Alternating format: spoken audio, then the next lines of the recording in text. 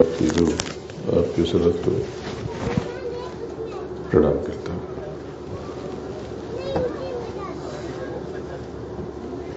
पवित्र जीवता इस साकेत महायुग का नवम दिवस, नवा दिन। आज बहुत सारे काम हो जाएंगे, कल केवल पूर्णाहुति बची रहेगी और ये कार्यक्रम पूर्ण हो जाएगा। बहुत मौका था, अवसर था आपको इस काल में बहुत कुछ कमाने का। कुछ लोगों ने तो कुछ कमाई की और कुछ लोग बहुत कुछ पाते पाते अभी भी पीछे हैं, लेकिन अभी भी कुछ नहीं बिगड़ा। अभी भी आपके पास 2 दिन है। जगत में रह के जगत से कटे रहो। यहां पर जितनी देर भी आप रहना, बाहरी चीजों में लिप्त मत होना। बाहरी सुविधा, बाहरी व्यवस्था जितनी आवश्यक है वो करना। अगर किसी को सुविधा है तो मुझे बता दे, मैं रास्ता निकाल दूंगा। लेकिन अगर आपको सुविधा में रखना होता तो आपको आपके घर में रख देता। ये तो तपस्या की भूमि है। यज्ञ की जो भूमि है वो तपस्या की है। फोटो चाह रहे थे सबके साथ। अभी करना जा रहे हैं देखने के लिए, यहीं पर तुम खड़े करा देंगे, थोड़ी फोटो हो जाएगी। ऊपर नीचे आप थोड़ा सा आगे, हम लोग यहीं खड़े हो जाएंगे नीचे। ठीक, आप ऊपर ठीक। या वहीं यहाँ यथा स्थान कीजिए। आइए, आप फोटो लेके आइए कैमरा। सब लोग आइए जरा से इधर आगे। ब्राह्मण देता है और फोटो लीजिए। उसको आगे कर लें।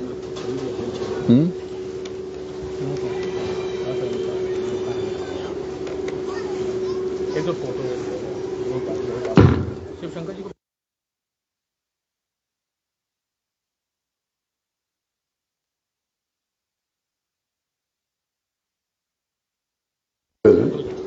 बहुत पहले से बता दिया था इशारे में, कल अमी रस बरसेगा।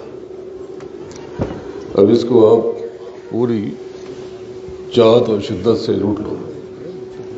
दोनों आंखों के मध्य कुछ को समेट करके ये जो 70 मिनट का समय है, यह आपके जीवन में बहुत बड़ा परिवर्तन कर देगा।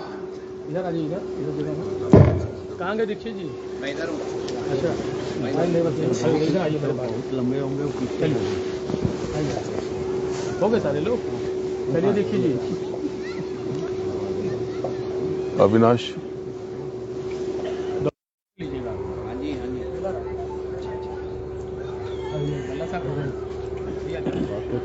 ना ना आ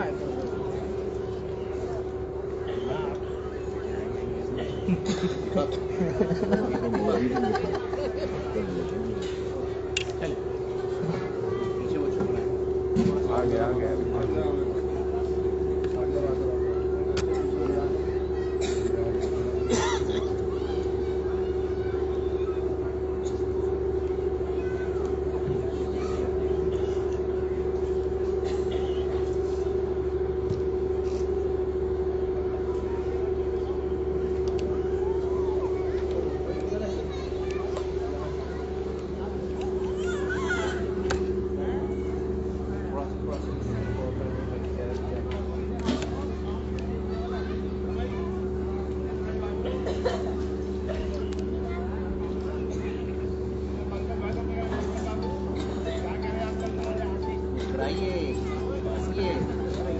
इधर देखिए।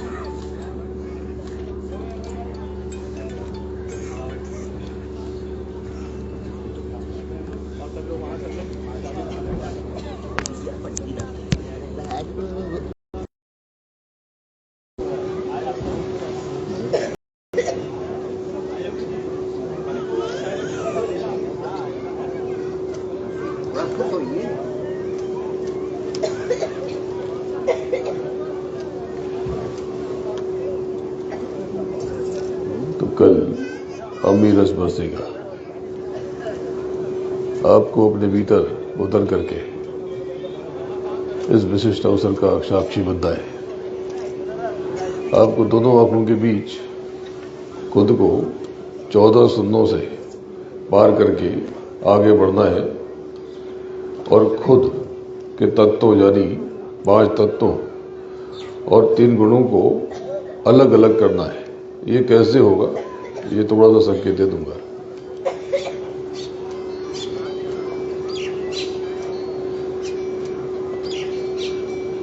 इसके लिए आप पहले दोनों आंखों के मध्य में खुद को समेट लेना, और जब आगे बढ़ोगे तो बहुत सारे विचार आएंगे। देखो, साधना में जब सुरतें ऊपर चढ़ती हैं तो बहुत सी इंद्रियां सक्रिय हो जाती हैं। ये काम और कामना चक्र, इच्छाओं का चक्र बहुत तेजी से घूमने लगता है। इसलिए आपने देखा होगा बहुत से अभ्यासी गिर जाते हैं, भटक जाते हैं, भटकाव हो जाता है। दोनों आंखों के बीच में सिमट करके सदगुरु यानी गुरु महाराज के चरणों में, दोनों चरणों में शीश नवा करके खुद को इन दोनों चरणों के इधर उधर बांट देना है। ये जब अभ्यास करोगे तो समझोगे, अभी से शुरू कर दो कि आपके देह के तत्व इधर निकल रहे हैं और आपके भीतर के जो भाव हैं, भावनाएं हैं, दूसरी तरफ बह रही हैं। ये बिलौनी गांठ बिना सदगुरु के चरण के खुलती नहीं है। यह आज तक ये किसी महापुरुष ने बताया नहीं। ये इसलिए बताया जा रहा कि गुरु महाराज आपके ऊपर बहुत बड़ी दया करना चाहते हैं। जो आपसे कहा गया था कि साकेत महायज्ञ में आप बहुत बड़ी दया लेके जाओगे, अपने भीतर के सारे भाव, चाहे वो राग के हो, द्वेष के हो, चाहे वो प्रेम के हो, चाहे घृणा के हो, चाहे तनाव के हो, चाहे बेचैनी के हो, चाहे आनंद के हो, सब एक तरफ कर दो। गुरु महाराज के चरणों में एक तरफ कर दो और अपने देह के तत्व, ये पूरे संसार के पदार्थ एक तरफ जा रहे हैं और बीच में दोनों चरणों के मध्य में आपकी सूरत सिमटती जा रही है। यानी आप जैसे कि मट्ठे में से, छाछ में से घी निकलता जाता है, बस वो मत करके खुद को अलग कर दो, तत्वों को अलग करने की कोशिश करो और गुणों को तमस, रजस और सत्य, सत्य, रजस और तमस, रजस, तमस, सत्य, ये सब एक एक करके निकालते जाओ। इनके जो अधिष्ठात्री, जो इनके मालिक हैं, ये रजस, तमस और सत्य, ये ब्रह्मा, विष्णु, महेश। ब्रह्मा से रजस और शंकर से तमस पालंग है। यही 8 पालंग है, अष्टपालंग यही है। तो यहां से ये तीनों इनकी छाया है, समझ लो। एक परछाई जैसे लेजर से निकलता है वो चित्र बन जाता है। तो ये शक्ति से गुजरता हुआ, इसका जो दूसरा बड़ा केंद्र है वो शक्ति है। यही शक्ति का, देवी का त्रिशूल है। इसको अलग करना बहुत जरूरी है। जब तक ये तीनों गुण को आप अलग नहीं करोगे, ये गांठ नहीं खुलेगी, गांठ नहीं खुलेगी, कुछ भी अनुभव नहीं होगा, गाड़ी आगे नहीं बढ़ेगी।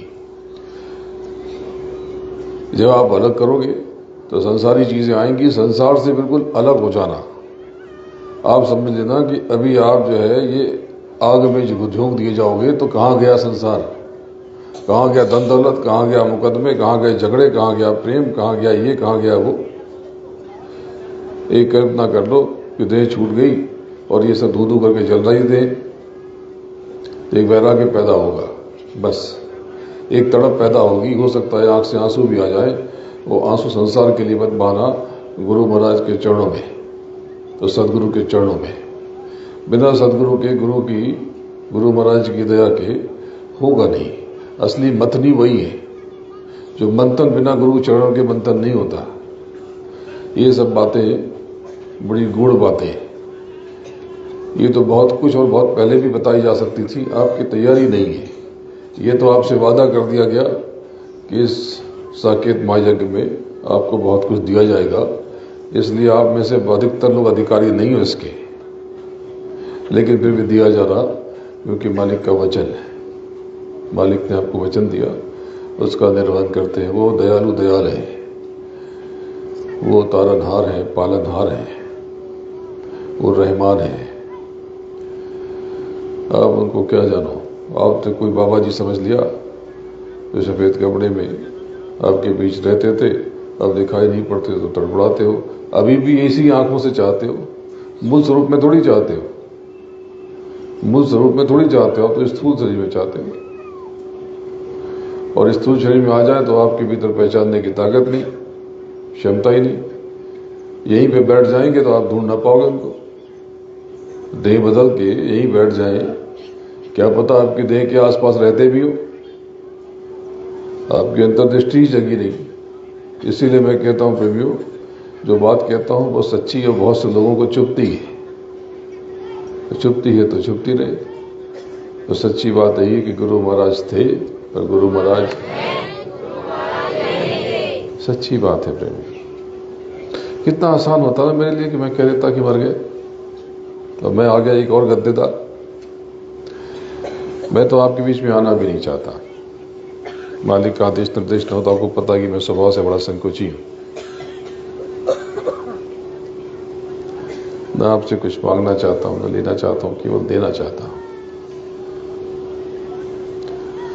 बस जो चाहिए, भाव चाहिए, प्रेम चाहिए। और क्या दोगे? आपके पास क्या है आपका? अगर ले सको तो एक ढेला ले आके दिखाना। जब पार्थिव शरीर पर पता नहीं क्या क्या डालते हो, दूध दही, अभी मैंने देखा बताया गया कि सोना डाला जाता है। मुझे हंसी आ गई। गंगा जल डाला जाता है और उसके बाद उठा के कहते हो कि राम नाम सत्य। मरने के बाद राम नाम सत्य जान के क्या करोगे? जीते जी से पता नहीं चला कि राम नाम सत्य है। और विडंबना देखो, ऐसे कोई कह दे, बच्चा चिल्ला दे कि राम नाम सत्य है, तो कहते हो कि अब शगुन बोल रहा, गलत बोल रहा, चुप कराओ इसको, क्या बोल रहा है? अरे क्या कह दिया उसने? आपने जीवन की सच्चाई को, जीवन के सार को मरने तक रोक के रखा है। देह मिट जाएगी, ये हाय हाय करना छोड़ दो, शिकायत करना छोड़ दो, पीछे संसार के भागना छोड़ दो। ये केवल सेवा से मिल जाएगा। अगर संसार चाहिए, जम के सेवा करो और पूरे भाव से सेवा करो, पूरे मनयोग से सेवा करो। कोई शिकायत मत करो। संगत की सेवा करो, गुरु की सेवा करो, मित्र की सेवा करो, शत्रु की सेवा करो, समर्थकों की सेवा करो, विरोधियों की सेवा करो, सबकी सेवा करो। सोमनाथ भाई आगे आ जाओ, सबकी सेवा करो।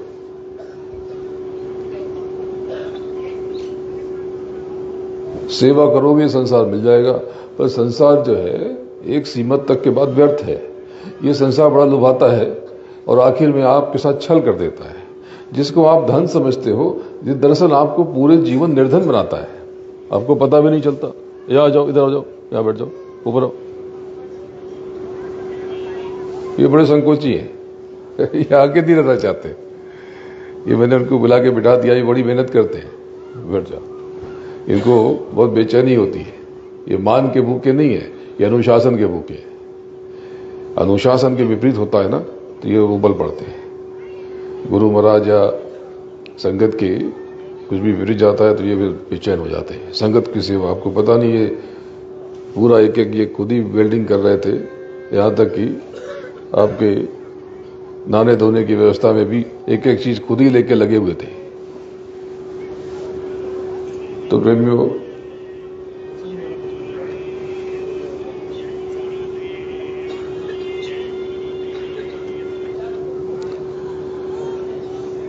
ये जब आप खुद को ये संसार मिल जाएगा तो और पाने की इच्छा होती है। मैं आपसे वचन देता हूं, अगर आप गुरुमुखी हो जाते हैं और मेरी बातें आपको समझ में आ जाती हैं, आप सेवा में तत्पर हो जाते हैं, नाम की कमाई में चढ़ने लगते हैं, तो आपके लौकिक ज्ञानी, संसारिक ज्ञानी, भौतिक चिंताओं की जिम्मेदारी मेरी है। आपको बात समझ में नहीं आती है, कैसे कहूं? छपवा दूं, मुहर लगा दूं? मेरे वचन जो मन से कह दिया वही मुहर है। आपको बात समझ में नहीं आती है। समय बीता जा रहा, जहां बैठे कई लोग थोड़े समय में नहीं रहेंगे। बात नहीं समझते हो। संसार की भी सारी शिकायत संसार की करते हो कि ये नहीं है, वो नहीं है, फलाना नहीं है, ठिकाना नहीं, ऐसा नहीं, वैसा नहीं।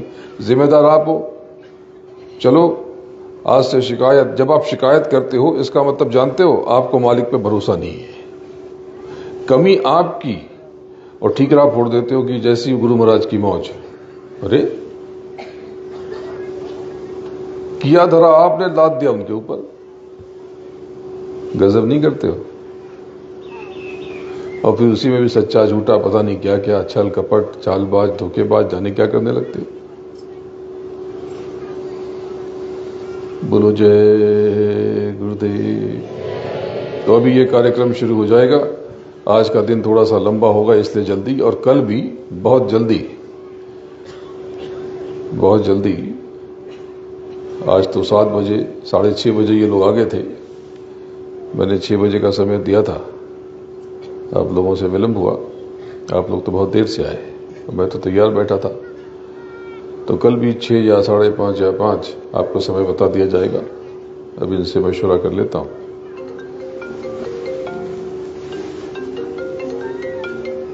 इनसे मशवरा कर लेता हूं।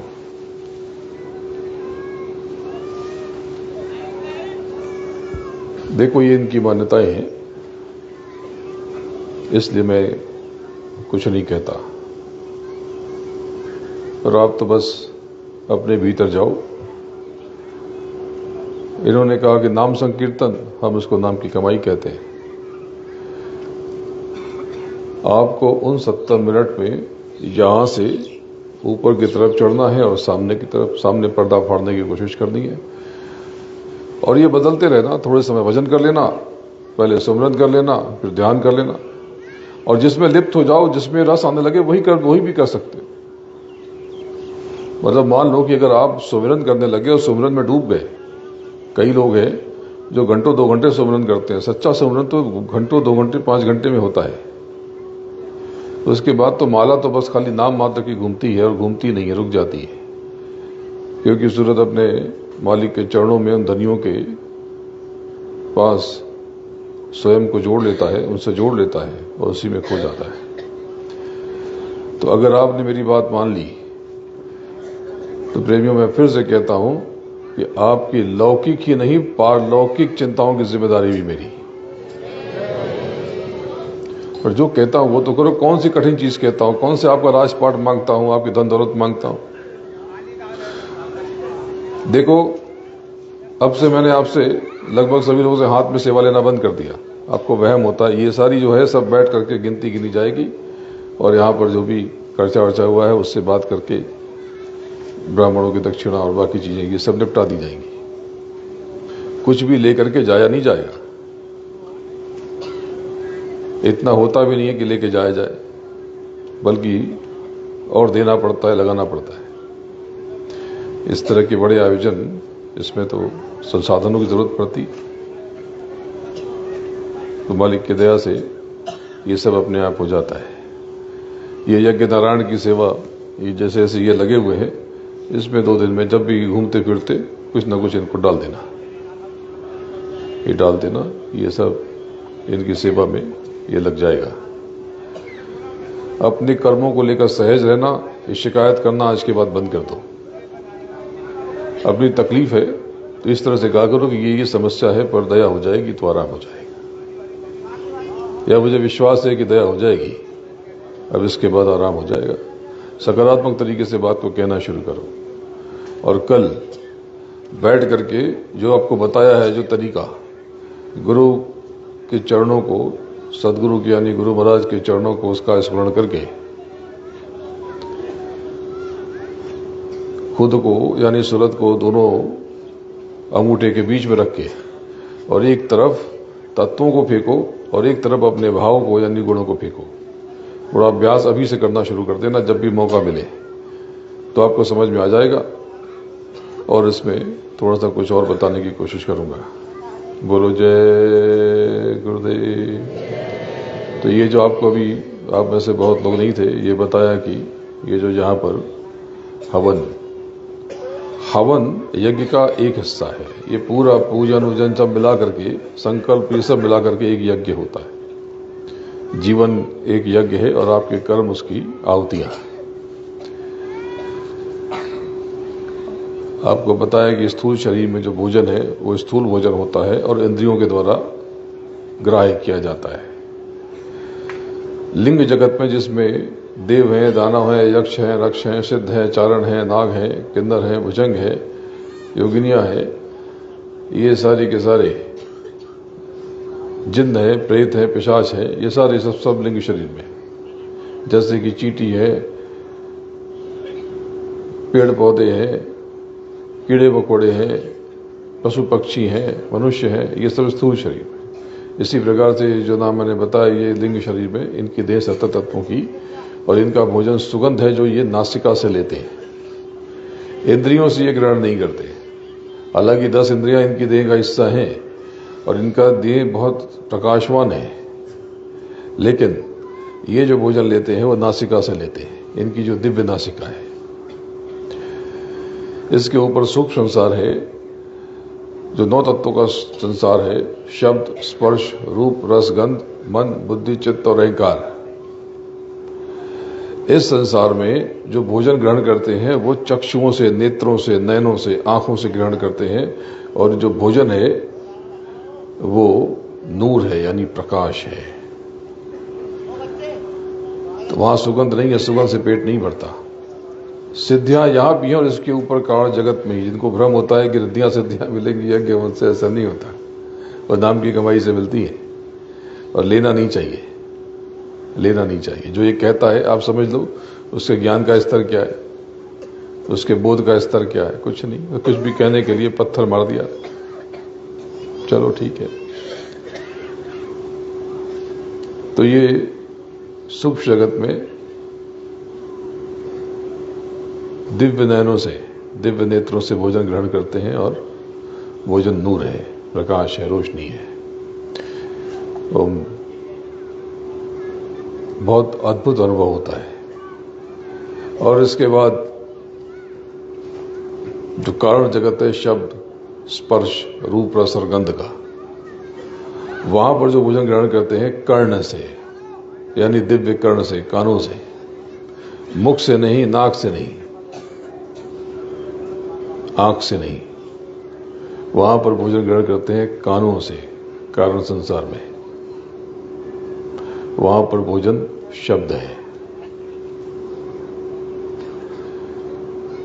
आप में से कई जो पुराने अभ्यासी उनको तो पता है, लेकिन बहुत से लोग इस बात को नहीं जानते हैं। अभी तो बहुत कुछ बताना है, अब तैयारी करो अंतर में। यहां से जाना तो बहुत दूसरे व्यक्ति बन के जाना, सहज सरल, संसारी लेन देन छोड़ो, पीछे मत पड़ना। जिससे लेना है उसके पीछे मत भागना, उसको देना ही पड़ेगा। और किसी ने अपमान कर दिया तो विचलित मत होना, उसका अपमान मत करना। किसी ने कहा कि जब कोई गुरु की निंदा करता है या किसी की निंदा करता है तो उससे घृणा होती है। हाँ, उससे घृणा शब्द ठीक नहीं है, कष्ट होता है, पीड़ा होती है, और उसे अनदेखा करो। किसी से घृणा मत करो। आपको किसी से भी घृणा नहीं करनी चाहिए। आपको जो चाहिए, जो आपका रास्ता है, वो चुनो। अरे आपके घर में सुंदर जगह है, उठने बैठने की जगह है, बिस्तर है, अलमारी है, शोकेस होता है शहरों में जिसमें सजावटी सामान रखते हो, अच्छी अच्छी चीजें हैं, उसको देखो। अगर कचरे के डब्बे को छुओगे, कूड़े के डब्बे को छुओगे तो हाथ से बदबू तो आएगी। बार बार विसर्जित किए स्थान को, त्याज्य चीजों को छुओगे तो बदबू तो आएगी। और अगर दूसरों का के बारे में चिंतन या कोई भी टिप्पणी करने की इच्छा हो तो उसके ऊपर फूल फेंकना, कीचड़ कभी मत फेंकना, क्योंकि कीचड़ फेंकोगे तो आपके हाथों से और आपके व्यक्तित्व से बदबू आने लगेगी। शत्रु पर भी, विरोधी पर भी, प्रतिद्वंदी पर भी अगर कोई है, होना नहीं चाहिए। आप हट जाओ, कोई शत्रु नहीं होता, शत्रुता होती है, शत्रु नहीं होता। पर जो शत्रुता जिससे है वो आप समझते हो कि वही दुश्मन है, उसको मिटा दिया जाए, ये चीजें अच्छी नहीं। उसके पीछे पड़ दें, हल्ला गुल्ला कर दें, बदनामी कर दें। न किसी का नाम आपके हाथ में, न किसी की बदनामी आपके हाथ में। जो करोगे आपके अपने ऊपर आएगा। तो इन सब चीजों से परे होके जाना, तब नाम की कमाई में बहुत मदद मिलेगी। यह अभ्यास अभी से शुरू कर दो। और जो बेलोनी गांठ खोलने की विधि बताई, ये तो बहुत छोटा सा हिस्सा है, अभी तो बहुत कुछ बताना बाकी है। तो ये खोलने की तैयारी करो। जड़ चेतन की गांठ जब खुलेगी तब आपको सारा अनुभव होने लगेगा। पूरी कोशिश करो और अभी से लेकर के कल शाम को 6:10 तक इसमें लग जाओ। चलो वहां चलो और तैयारी करो। बोलो जय गुरुदेव। गुरु महाराज को हमेशा सुमिरते रहना। बिना सदगुरु के ये भवसागर आप पार नहीं कर सकते, इसका ध्यान रखना। जय गुरुदेव नाम किसका। देखो प्रेमियों, यहां पर जो लोग भी आए हैं, ये देखो ये टोपी वाले ये बैठे हुए,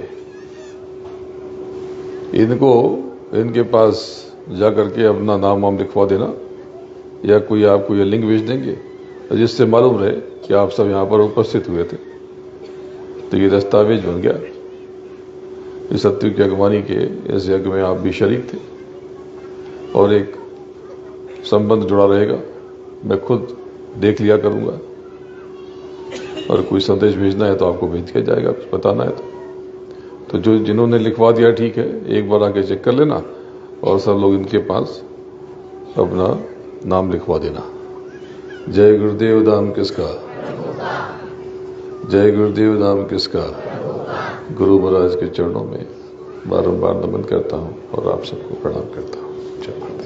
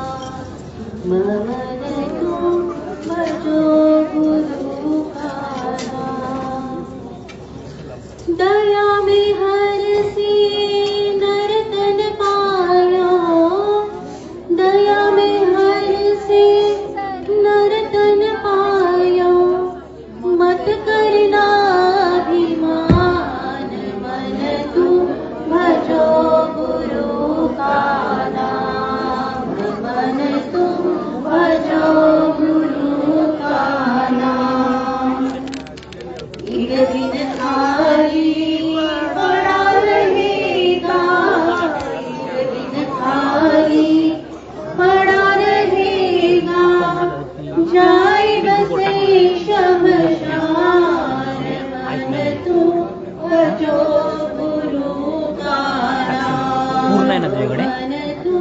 भजो गुरु का नाम, जो धन तुझको दिया गुरु ने, जो धन तुझको दिया गुरु ने, इससे कर कुछ काम, मन तू भजो गुरु का नाम, मन तू भजो गुरु का नाम। अंत समय यूं ही लुट जाएगा, अंत समय यूं ही लुट जाएगा, संगन जाए सदा, मन तू भजो गुरु का नाम, मन तू भजो गुरु का नाम।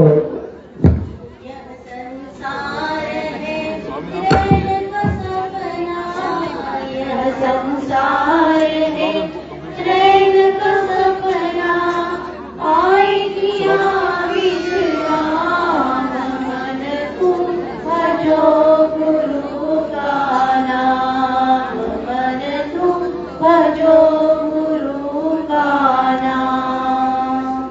चार दिनों के संगी सब है, चार दिनों के संगी सब है, अंत न आवेगा, मन तू भजो गुरु का नाम, मन तू भजो गुरु का नाम। तासे चेत करो सत्संगत, तासे चेत